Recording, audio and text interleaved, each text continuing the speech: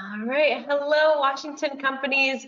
Thank you so much for joining us today in today's webinar, all about website localization and international online marketing, helping Washington companies grow their exports, their sales, their brand, and their business online globally.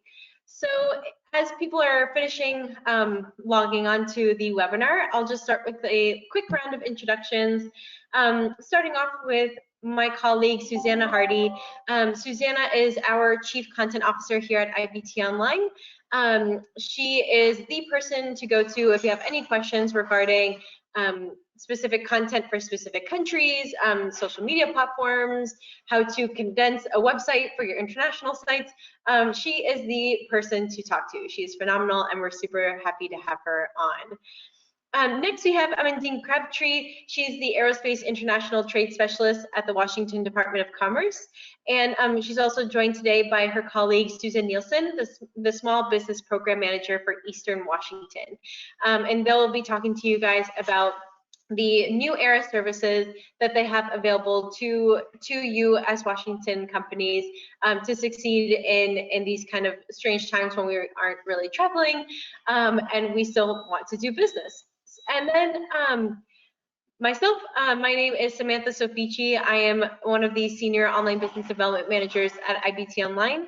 Although I'm in Miami, Florida, I'm really looking forward to talking to you guys about website localization to help Washington exporters succeed. So a quick word about IBT Online. We have been in business since 2002. Our main objective is to help companies grow in their main export markets, and that's through website localization and international online marketing. We have programs with over 20 states. We've helped over 500 companies grow in over 40 countries in over 24 languages. So it's a well-trodden road, and we're really excited to be talking to you guys today. So for today's agenda, Suzanne, I think we're actually still stuck on the first screen. It might just be on my end. There you go. Here we go. Thank you. So for today's agenda, we first are going to hand over to the Washington Department of Commerce to talk about, and they'll talk about the resources available to Washington companies.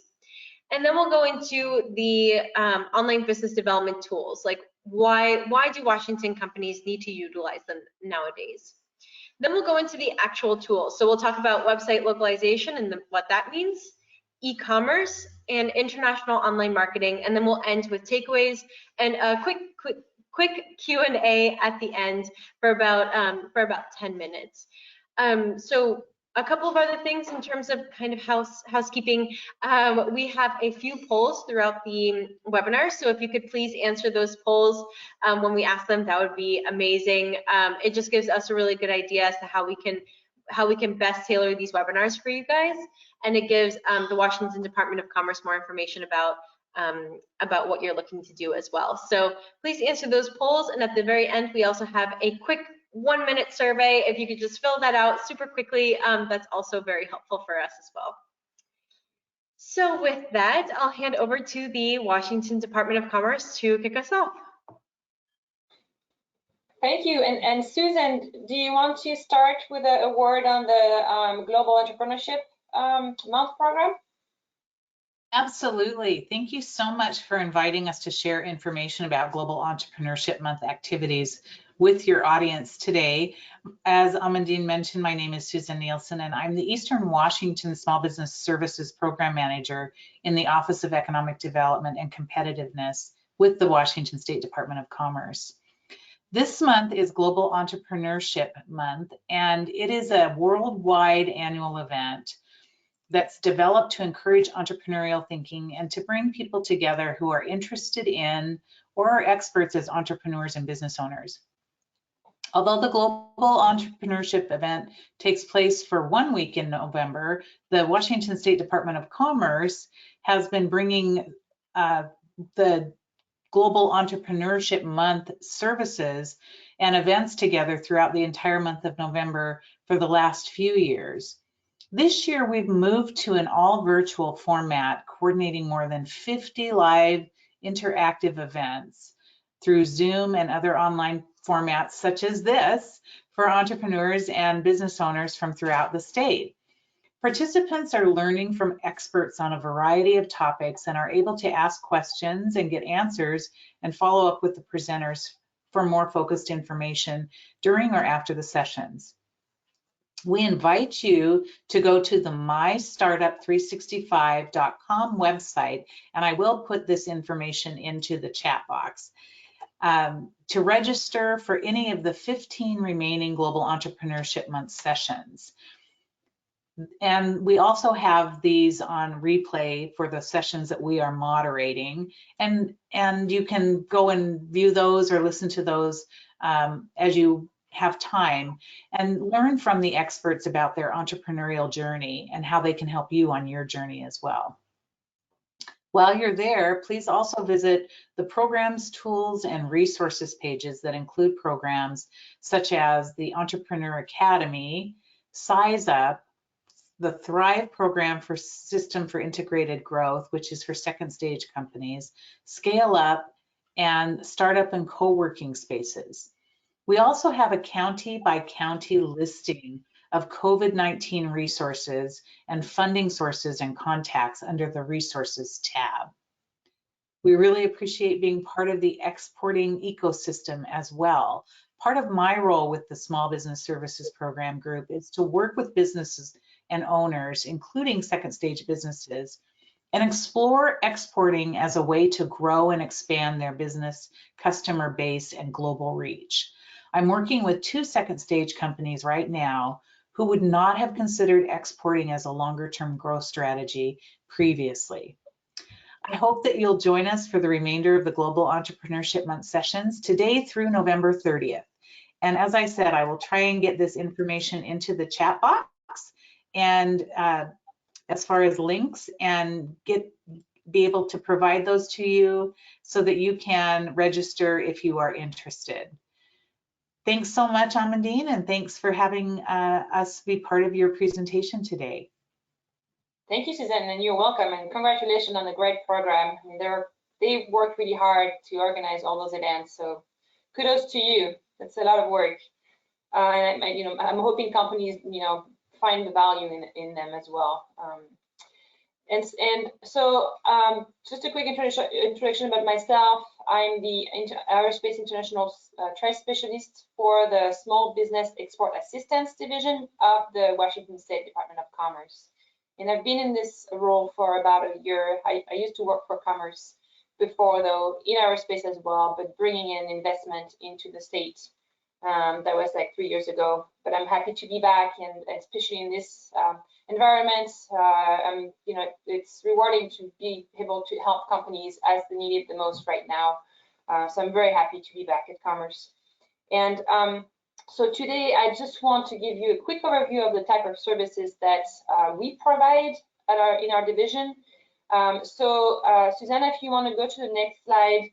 First of all, and I know IBT will talk about this as well, but companies need to understand the value of exporting. It can, seem stressful, and it's an investment in time and money. But basically, I mean, he went back. You will find, it will be better, a better result for your company at the end of it. So if you can, look at the list here on the screen. It's a fact that companies that export are 17% more profitable than companies that don't. You're able to also fully use your production capabilities. And right now you hear this word a lot: diversifying, pivoting into different markets, and trying to reach different customers. That gives you some really good caution, especially when we're in situations like today with COVID. So the more opportunities you have, the better. Yeah, I mean, the US is a big market, but still, outside of the US, you have 80% of the world's purchasing power. So that's a potential that's too big to ignore. Do you want to go to the next slide, Susanna, please? And the way we work at the Small Business Export Assistance Division is that we partner with several consultants representatives around the world. So, for example, with Europe, we've been partnering with TFDI. They represent commerce in all Europe. So that's a very old relationship, very strong relationship. They help us quite a bit with trade shows, and right now we have different services I'll be talking about in the next slide. But we have also had really strong relationships in Japan, Taiwan, and South Korea.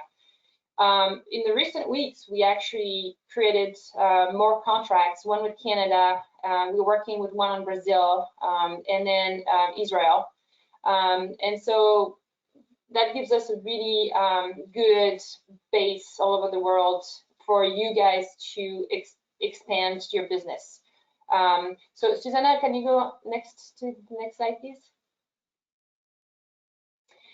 And so for all the services that you see listed here, we basically work with all those consultants we have around the world. So we can do market research, we can give you some advice on your export strategy if you need some support on that. And we also work with partners here in Washington, of course. We have different partners that can help you do that as well. We also are putting right now some virtual trade missions and trade shows. We have had one trade mission so far for my industry because I'm aerospace focused, and I'm going to have a couple more, and I will tell you more about them later on. But it's a really it's pretty efficient way to meet with potential buyers. You don't have to travel, so you kind of save a little bit of money. It's not the same as face-to-face, but it's the first interaction. I think that's really important to develop relationships over time. So once you're ready to go on those in-person trade mission, then you have done some previous work, and they are free. We also are able to organize business matchmaking. If you're interested in learning more about import-export data, we have some really good databases like Pierce and the GTA databases that are free to use. Just come and talk to us, and we can help you get the information you need.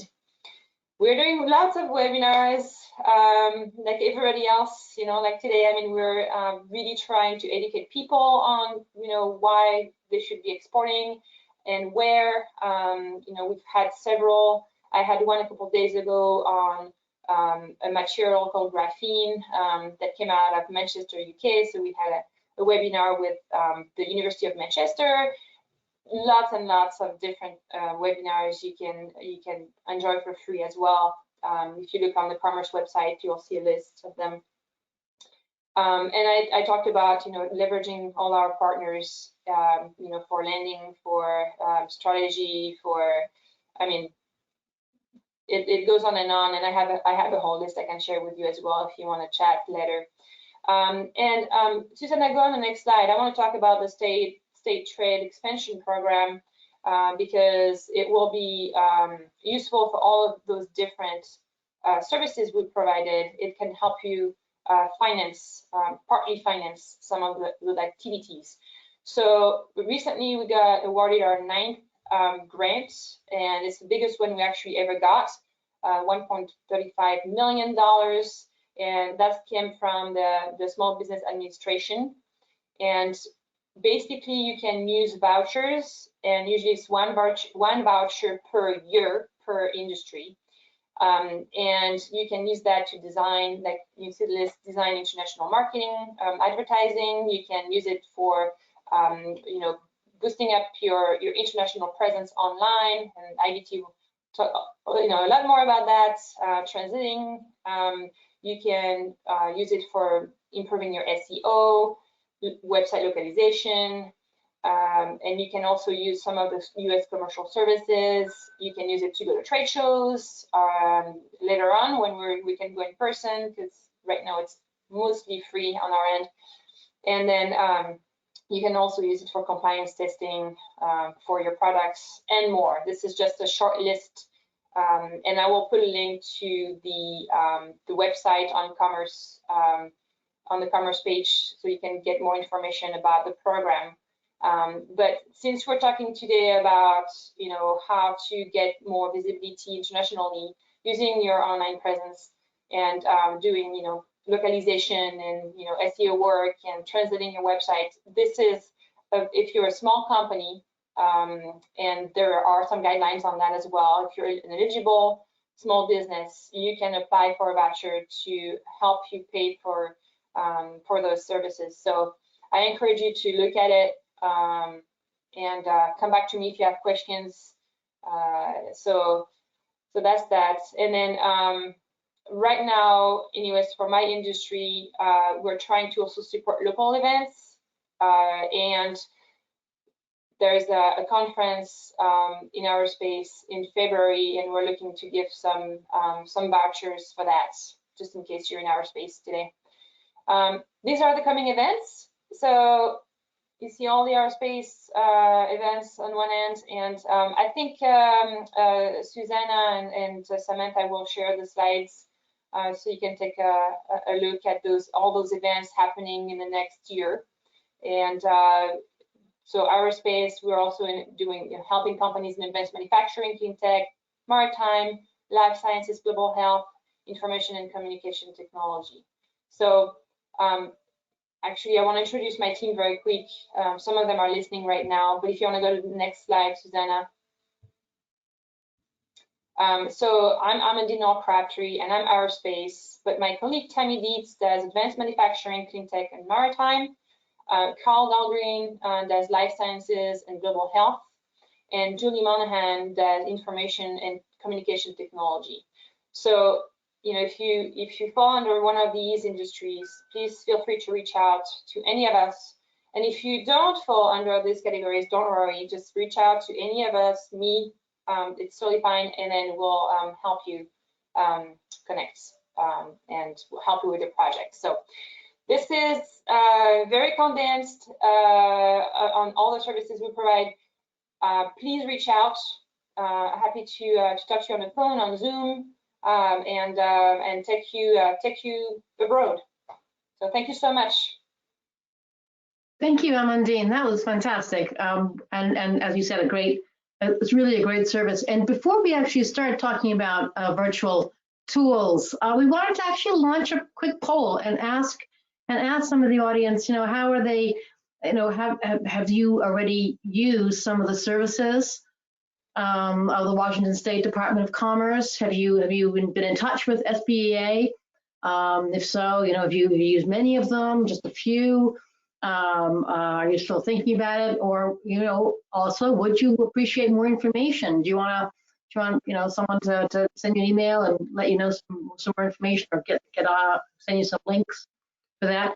Just to give you a little bit of feedback, there's some of you who were really taken a lot of advantage and been on several services, which is great. Well done, you. And some of you have just had a toe in the water and just tried out one or two services. And then there's quite a few also who would like more information, that are interested in the services provided by the SBA. Thank you all so much, and we're going to start talking more. I'm going to close that poll, actually, but there are some more polls coming up. So we're going to close that poll. Thank you all so much for participating in that one. And now we're going to talk about why. I guess if I can get my mouse to work, we'll talk about why. My mouse is having problems getting over that screen. There we go. Why we think Washington exporters need virtual tools. And then we'll talk about what are our virtual tools, what do we actually mean here. But let's start with the why.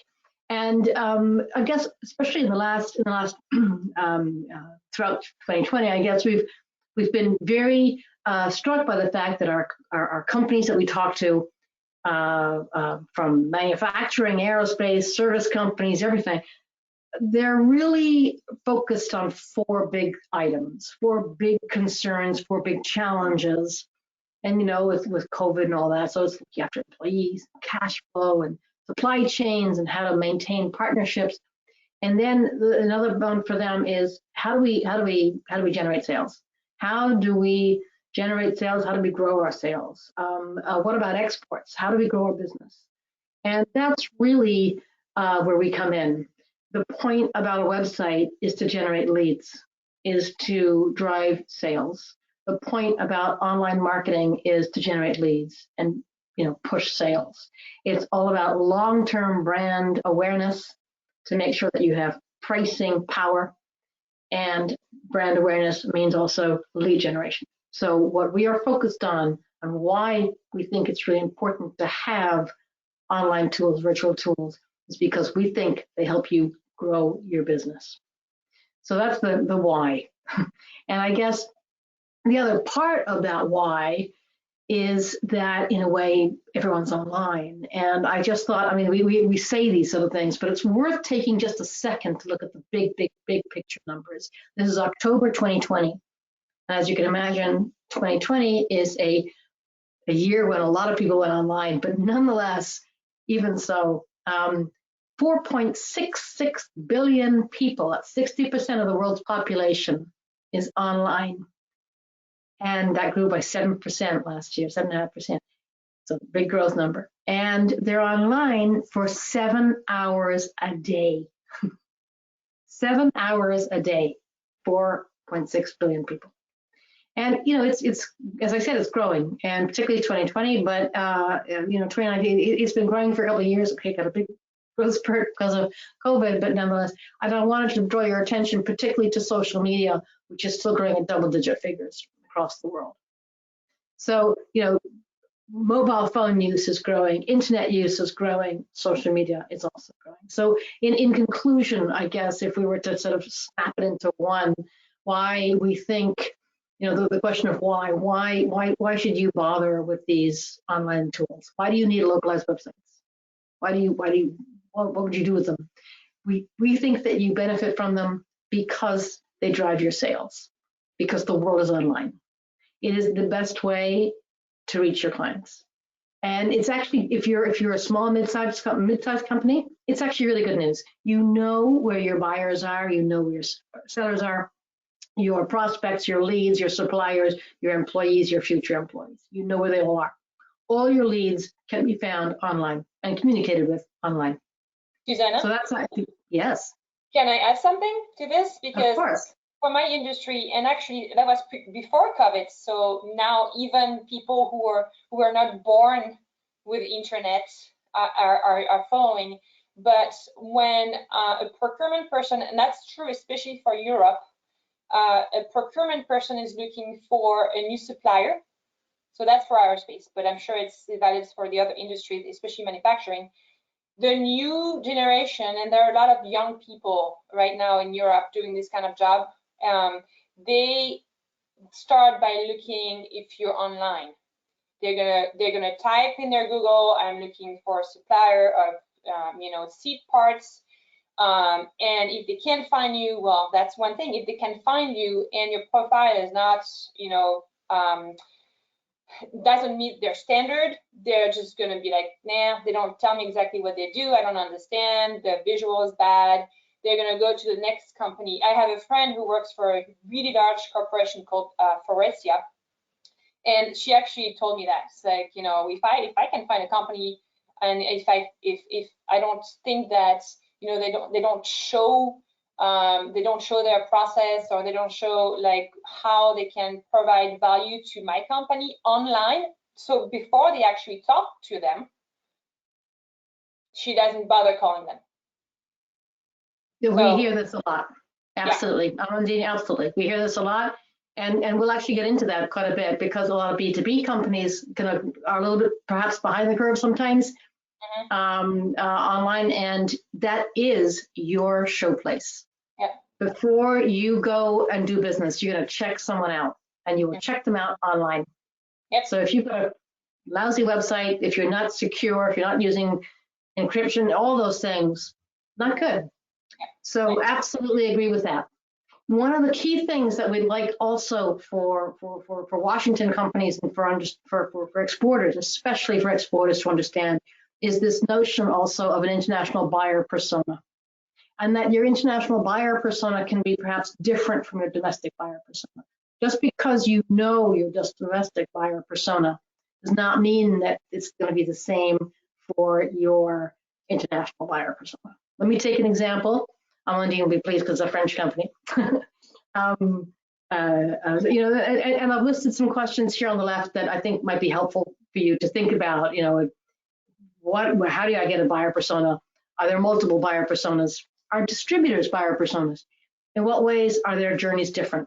And here's an example from L'Oreal. This is a screenshot of their website quite early on in the pandemic, around sort of April, May, when some of their main clients, some of their main buyer personas in the United States were stylists and salons, and they were concerned about COVID. And this is an image of L'Oreal saying, we're here for you, we're committed to supporting you, and so on. That was the main concern of their buyer persona at that time. If you look at, for example, Australia, L'Oreal in Australia at the same time had a very different image. I mean, it's still L'Oreal, still same company, still same products, but they just changed that little first picture a little bit because of the time Australia was just coming out of some horrific wildfires. People's conversation was actually less on COVID and more about climate change. And that's why I think L'Oreal really wanted to reflect that and just be on trend. In Brazil, however, they represented something which was quite different. They really said in Brazil, we want to show people that we care about all layers of Brazil, including the ones in the favela. And we are actually producing hand sanitizer, which is something we don't actually normally produce. So we're here for Brazilians of all types, all ages. So again, that's L'Oreal knowing its buyer persona very well and connecting with that buyer persona. And that's something you're going to have to do very, very well in international markets, is know your buyer persona and know the buyer persona's journey so that you can maximize your sales. There's basically only two tools. So life is simple, just two ways of doing this. There's your website and online marketing. And a website can be big, small, e-commerce enabled, looks like a brochure, as long as it's a good website, as long as it follows all the, as Amandine was saying, it's a good website, good graphics, good encryption, good compliance, all those things that, must-haves. It can be small, big, doesn't matter, it's effective. Online marketing can be organic, paid, search engine, social media, whatever it is, but that's basically the two tools you have. And in a sense, if you're looking at export markets, you can basically say, okay, I've got my Washington state website, and around that I've got search engine optimization, I've got some social media going on, but I know that I have really, really good prospects in France, and I have really good clients in Brazil. They deserve their own online real estate. They deserve their own localized website so that they find themselves, so that their buyer persona in Brazil says, I relate to this website. It's Brazilian Portuguese. It's in metric. I understand what they're saying. And same for France. And around that, orbiting around that, in each case, there's search engine optimization, there's social media. In each case, it's linked back to your Washington state website because you need to have brand consistency, you need to have control and management of your online real estate. Really important to control your data and your online reputation. But you see how it all links together, and that's where we come in. That's what we do. So we're really, really proud, as Samantha said at the beginning, to be able to work with Washington companies, and we've designed these online global programs. We've listed there some of the main reasons why companies tell us why they want websites. I want my B2b distributor recruitment and so on. It's all about driving your sales, lead generation and sales, brand awareness long term. That's the reason why you have online tools. So let's talk a bit about website localization for Washington exporters. Let's dig down a little bit deeper on that. Maybe Samantha, you can go through this. I get a glass of water. Samantha? Yeah, I'd be happy to. So the reason why you need these online tools is the way that you can use all of these online tools is because of Google, because of search engines and the way that search engines work. So if you have a website for the US and you think that you can just put a couple of German pages or a couple of Spanish pages and that'll be enough to reach the German market or the market in Latin America, Unfortunately, that doesn't work. And the reason for this is because of search engines.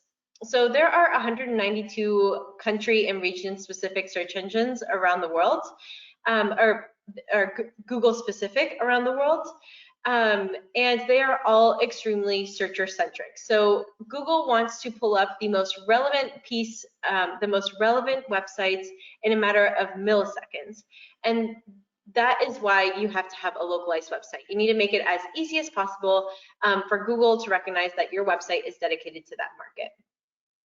So, and this also goes for other search engines, not just Google. So other search engines like Yandex, Bing, Baidu, Yahoo, and even these days like YouTube, Amazon, Facebook, they are all used as search engines and they are all searcher centric. And one way that you can make sure that your website is searcher centric and localized is by using the appropriate keywords and doing your keyword research for your search engine optimization. And the reason why you need to do your keyword research, the reason why you can't just do just a random Spanish translation is because your buyer persona might not be using that specific keywords to find your product. So you need to really understand who your buyer persona is and their language to be relevant. In this example, we have the word car in Spanish in two ways, so auto and coche. So if you are a company that sells parts or trinkets for cars and you're selling into Mexico, you need to make sure that you're using the word auto in your translation instead of coche, because only 27% of people in Mexico searching for the word car use coche versus the more popular auto. On the other hand, if you're looking to sell into Spain, you definitely need to use the word coche in your website and your social media outreach, because that's the word that they use to search for cars with 91% versus the 9% for auto. So you need to really understand your buyer persona and adjust your keywords accordingly.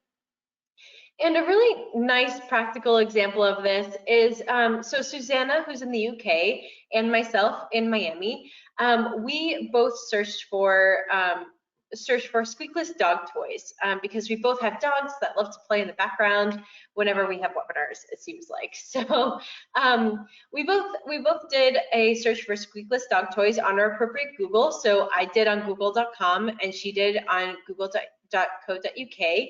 And I got things that made sense to me and that I'm very familiar with. So logically, I got things like chewy.com, amazon.com, and Yahoo, even with a really relevant piece of content. However, Susanna, on the other hand, got things I've never heard of and just aren't relevant to me, like barksandbunnies.co.uk, timeforpause.co.uk, and even Amazon was localized with amazon.co.uk. So the same search and the same keywords on different search engines gave us different results. And it's important to know that translation and keyword research is just one part of having a localized site. In order for search engines to find you, and you just need to make it as easy as possible for Google, for Yahoo, for Amazon, to realize that your website is for that specific market. For example, Google has to go through a search index of hundreds of billions of pages that it needs to comb in a matter of milliseconds. Sorry, English is hard right now. To figure out what is most relevant for the searcher where they currently are. So to make it easier on Google, you need to localize your website and your marketing. And this includes things like hosting within the target market, registering the proper domain name. So for UK, a .co.uk. For Argentina, you have a .ar. You also need to make sure that it's compliant to the standards. You need to make sure that it's culturally appropriate, that you're on the correct content management systems, that it's responsive. All of these things are things that search engines take into account in its algorithm when ranking your website against other competitors that could also be relevant to that specific user in the country. And done really well, this is what your analytics can look like. So here we have an example of a localized website that's targeting prospects in Australia. So we built it on a .au. It's hosted in Australia. The SEO keyword research is for the local market, et cetera, et cetera, et cetera, based off of our previous slide. As you can see, after 1 month of marketing on this B2B site, it shows that the majority of traffic, so 77%, is from their main target market as a result, so Australia. But not only that, but it just shows that how it's barely relevant to other English-speaking markets, even one that's really close. So even to New Zealand, it was barely relevant. Even though it's in English, it was very specific to the Australian market, and that's who we were targeting. So we were really happy with the results from this B2B website.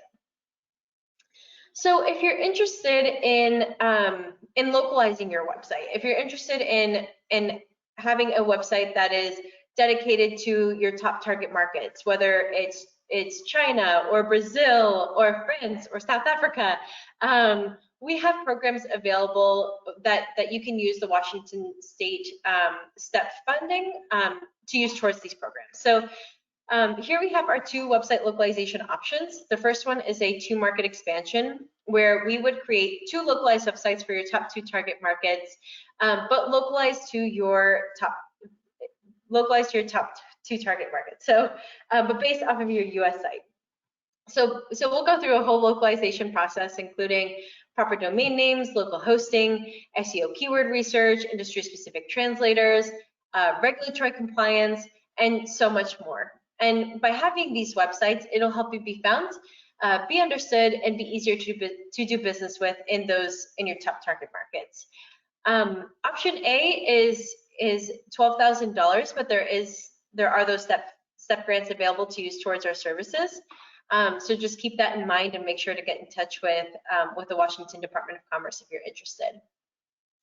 And then we have option B, which is anything above and beyond the scope of work of option A. So say, for example, you want to have a website redesign, or you want to connect it to a CRM, or you want a whole new content for your international site. Then that would be considered option B. And the budget for option B is just dependent on the scope of work. And an example that we have of a company that's used the option A actually a few times is a company called ASG. They are a Florida company actually in the aviation industry, and they had the trouble that they were doing a lot of international business through sales reps, but their sales reps sometimes had trouble getting across the technical aspects of ASG's products. So when they came to us, they had sales reps specifically in China that were having a lot of trouble selling.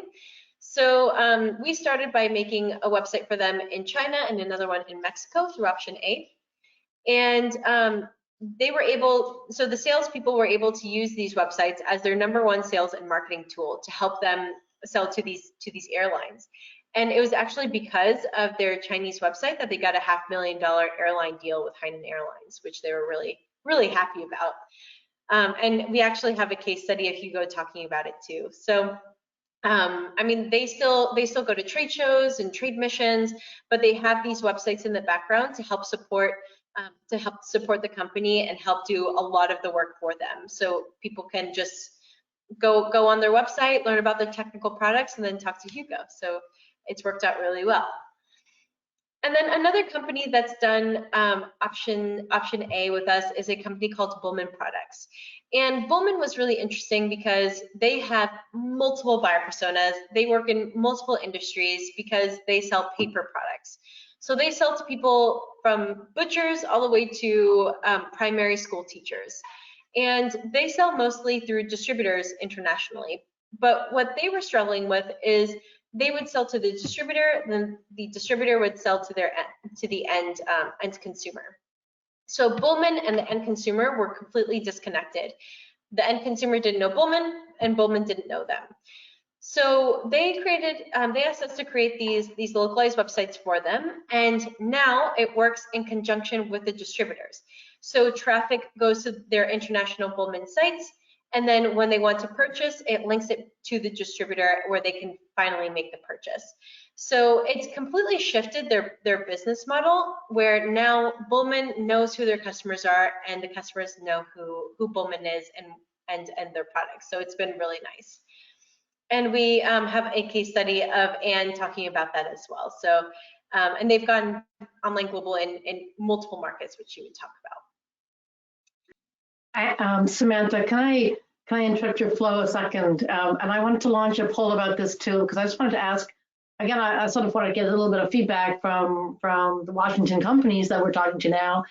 You know, I'm just sorry we're not all sitting down around a table, but there you go. That's life at the moment.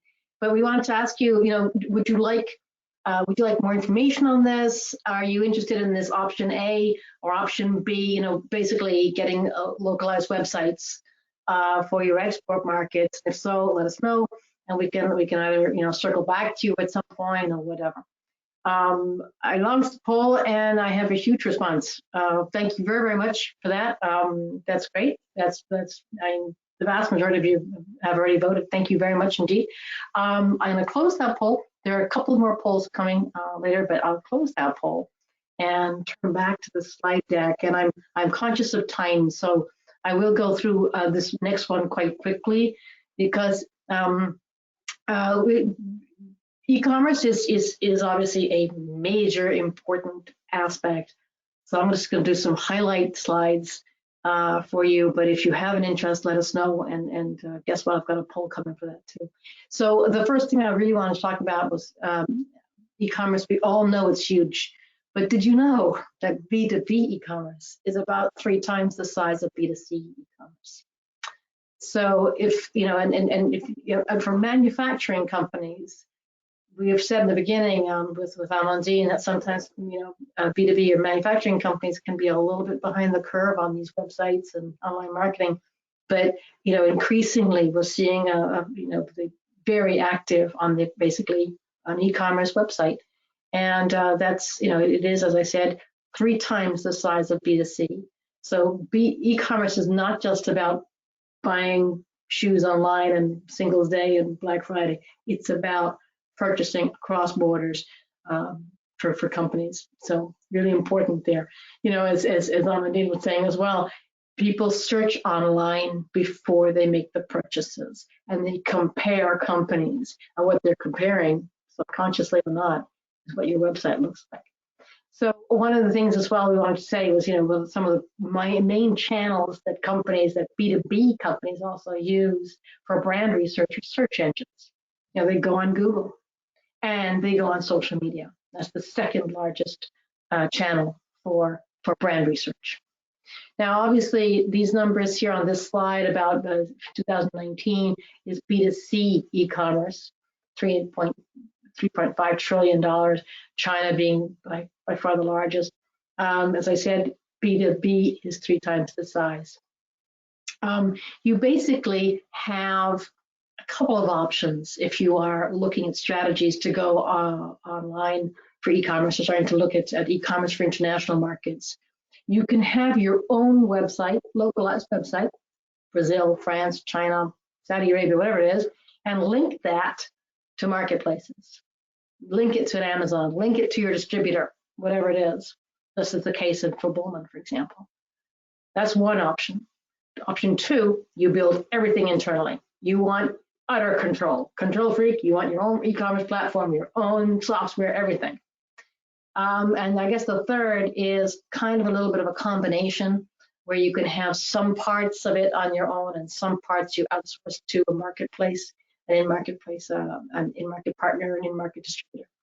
Some of the big generalist marketplaces in the world, I mean, these are no surprise to you in terms of Amazon, certainly in Washington State.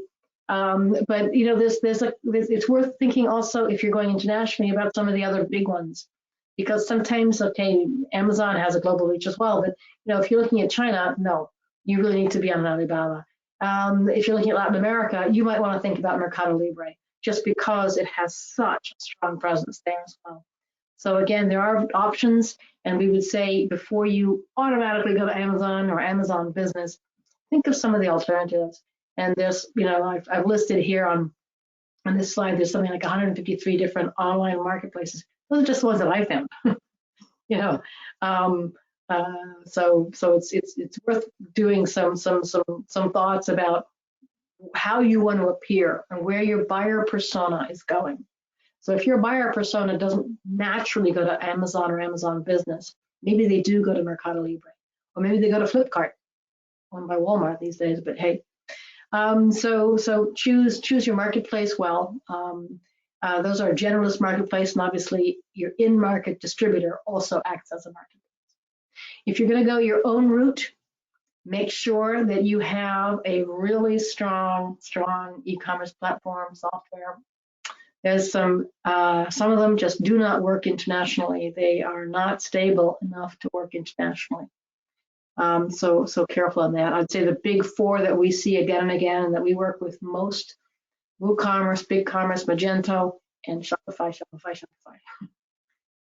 So those are the ones that we're probably. I mean, we're agnostic. We don't mind which one you choose, but those are the ones that we see working best internationally. Shopify has come a long way, I must say, on that. Just like Samantha was saying, we do have an option E, Washington State Online Global Program, option E for e-commerce. So if you are interested in building e-commerce websites, e-commerce enabled websites that are localized for your international markets, we would love to have a discussion with you on that. And again, the STEP grants are available for that. This is an example of a company. We do their e-commerce sites in some markets, and some of them are challenging markets. I mean, Brazil is a challenging e-commerce market. It's very, very paper heavy. But they wanted a full e-commerce website in Brazil, so fine, that's great, and it's working well. Again, this is a company also that tried other different platforms first, which we're that's a lesson learned. Don't just choose any e-commerce platform. Make sure you choose the right. And with that, I've got another poll for you, just to ask you if you have any interest in. Have I done this? Hold on. There we go. Sorry about that. Are you interested in learning more about our e-commerce option and the online global programs for Washington State? If so, let us know. If that's something that's of interest to you, if you want to learn more about it, if you're thinking about e-commerce at all, then let us know, and we'll circle back to you at some point. Again, thank you very, very much for those. Really, really appreciated that. And as I said, we will circle back to you with more information on the e-commerce sites. And with that, I'm going to go on to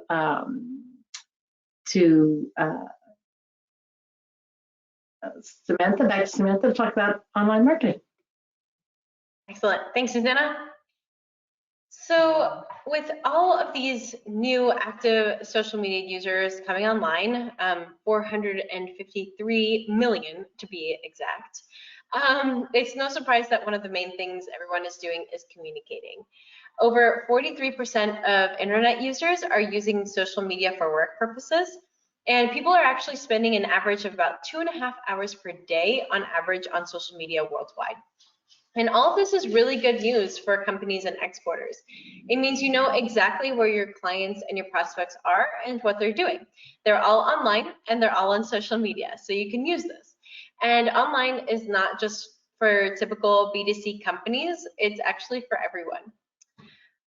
You need a social media strategy because people are using social media to research for their B2B purchases. As you can see here, people are using YouTube, Facebook, WhatsApp, and all these other social media channels to research brands before getting in touch with salespeople.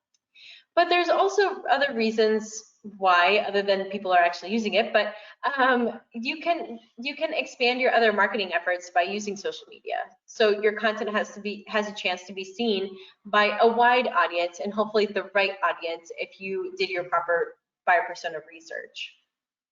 It also helps build brand awareness. Gone are the days where you would just put it up on a billboard or get an ad, a TV ad or a magazine ad.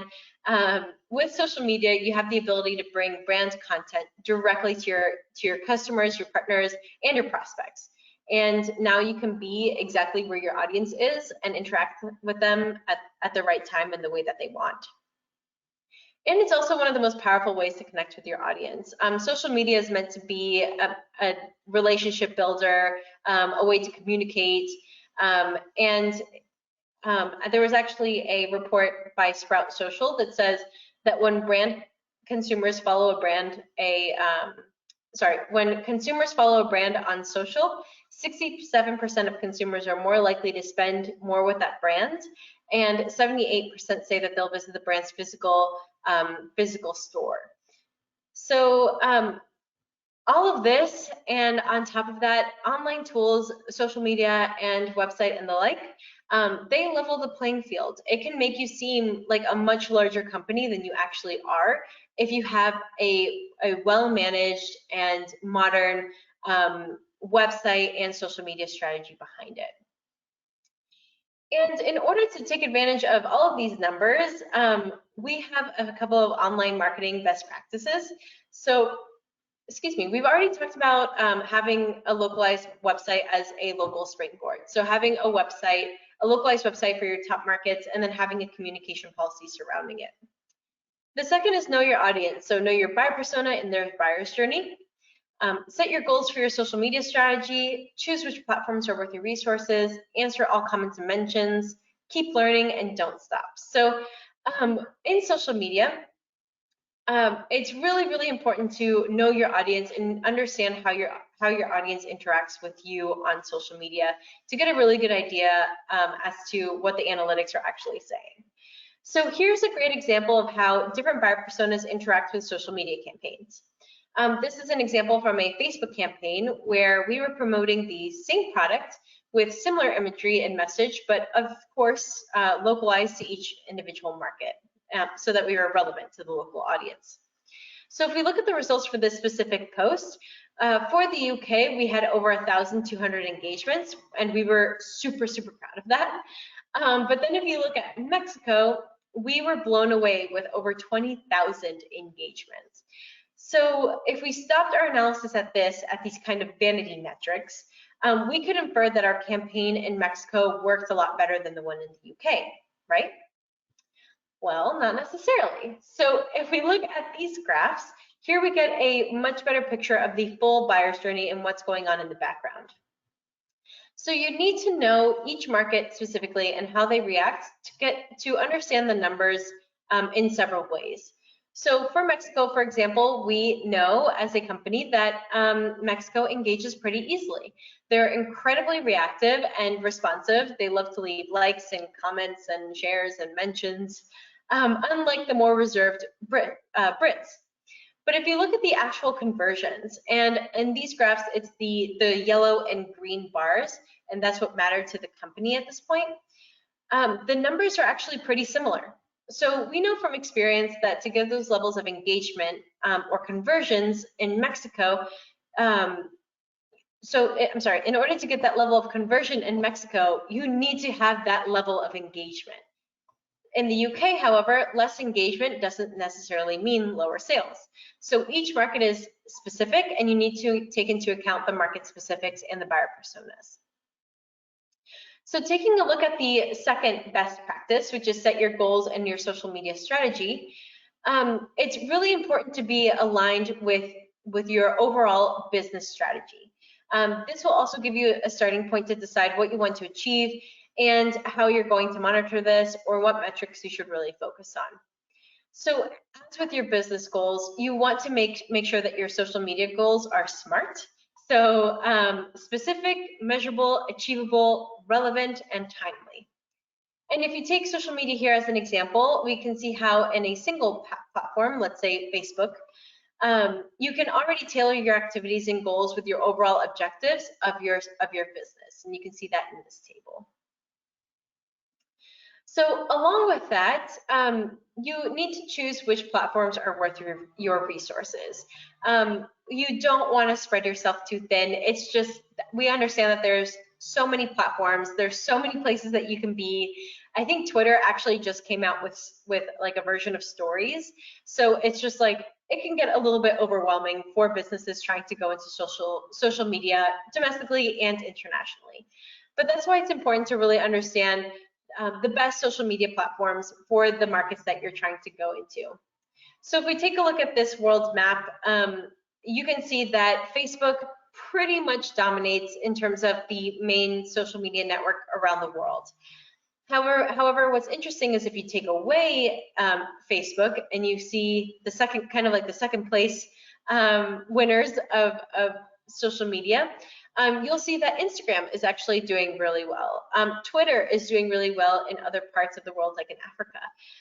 Reddit, Facebook, and also a very Russia-specific platform that I can't pronounce, but would be worth looking at if you're looking at marketing into Russia. So just really make sure to understand which platforms would suit your goals best. Next is the content calendar. So once you figure out what platforms you want to be on, which ones are worth your time and your resources, we really suggest doing a content calendar so you can organize yourself and keep yourself accountable for posting regularly on those specific platforms, and making sure that the calendar is in line with your business objectives and what's going on. Next is answer all comments and mentions. So as I mentioned before, you need to make sure that you are communicating with the people that are interacting with you. So as much as social media can sometimes be seen as kind of like a soapbox where you're just talking and everybody's listening, that is not really the case. You really want to make sure to answer comments, mentions, clicks, connections, likes, because as you listen and give responses and ask questions and interact, that'll create a relationship between you as a business and your potential customers, suppliers, distributors, etc. So we have a program for this as well. We always suggest to do some sort of online marketing for your domestic site and also your international sites, whether that's in-house or you ask another company to do it, like IBT Online. We have option C and D available for companies interested in having kind of like a in-house, out-house marketing partner, where we would do the search engine marketing, social media marketing, and reporting and analytics on a monthly, ongoing basis for you as a Washington company. So in the next slide, we actually have an example of a company that did this with us. It's a company called Amsoil, and they have websites and online marketing to support them in Australia, France, India, Latin America, and the UK. And they're actually planning on expanding into other markets. And we do their online marketing because they have a goal to increase their brand awareness. They want people to go to their local car shop and say, okay, I want Amsoil synthetic oil. I want oil. So so that's what we were really working on with them to help spread the word about Amsoil in their international markets, and along with that, help support their distributors in the markets with a very coherent online marketing strategy. Samantha, I just want to launch the last poll, if that's okay. Just to launch the last poll and just ask, if the Washington companies are interested in online marketing for their international markets, if you're interested in whether that's social media marketing, on different platforms, or if you want to have more SEO, whatever it is, let us know and we can circle back to you. And again, thank you very, very much for that. We appreciate that. We will circle back in due course. I'm aware of time, so I'm going to close this because we have had a couple of questions but thank you very much for going on that. We're going to close that, and I think just give you some quick takeaways and questions. Just really quickly, just wanted to highlight a couple of slides for you. From our point of view, why we think Washington companies and exporters really could benefit from these online tools. Basically, it's because it's the way to reach people everywhere in the world. Remember those numbers: 4.6 billion people, 7 hours a day. And 4 billion of them are on social media. So it is the way to get found, be understood, do business, is to reach out online internationally. And I don't know what 2021 will bring, but I think we're not going to be abandoning our online selves either. And then our second big message is really just take advantage of these programs. These programs were designed for you. And Amandine and her team and Susan Nielsen and their team are there for you to help. And reach out, get involved, find out what the grants are, find out what it is, and take advantage.